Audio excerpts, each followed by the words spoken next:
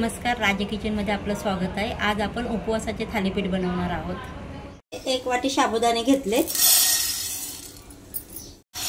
आता हे थोडं भाजून घ्यायचे।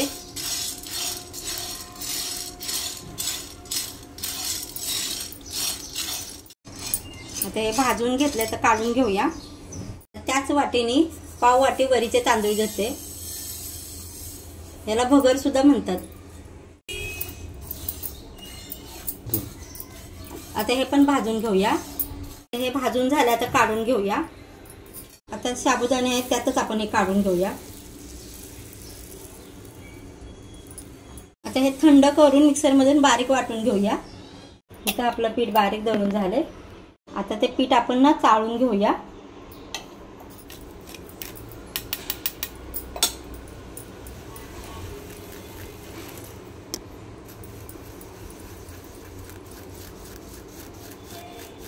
इथं मी एक बटाटा उकडून घेतलाय। आता आपण तो बटाटा किसून घेऊया।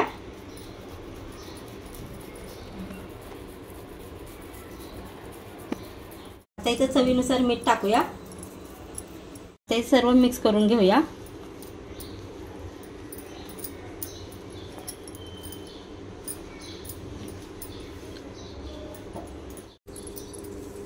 आता हे चांगलं मळून घ्यायचं।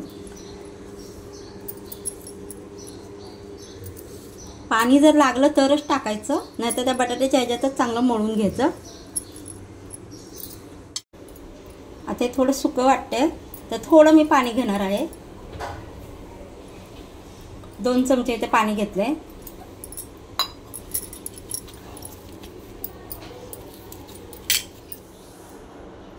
आता मी इथं अजून 2-3 चमचे पाणी घेणार आहे।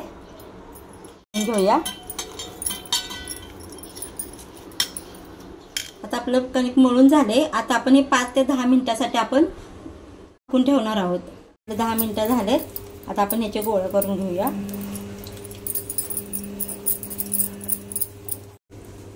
इथं मी साबुदाण्याचं पीठ घेतलंय। आता आपण ते पीठ लावूया। आता लाटून घेऊया।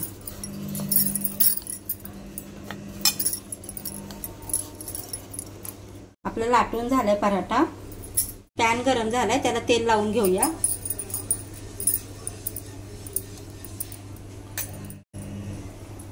पराठाला टाकूया।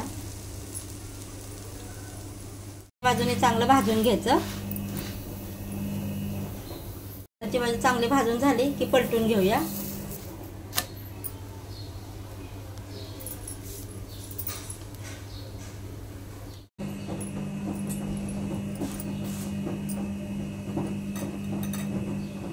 त्याला तेल लावून घ्यायचं। तुम्ही तूप पण लावू शकता।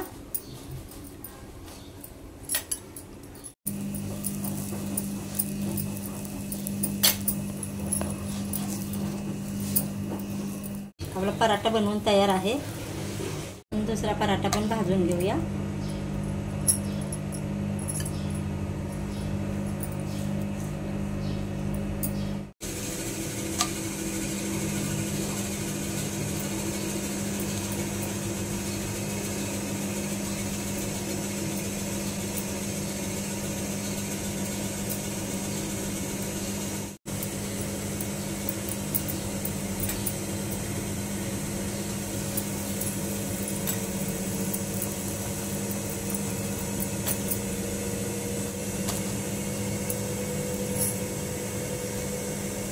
शेंगदाणे मिरचीचा ठेचा बनवण्यासाठी मी इथे 10-12 मिरच्या तुकडे तोडून घेतलेत।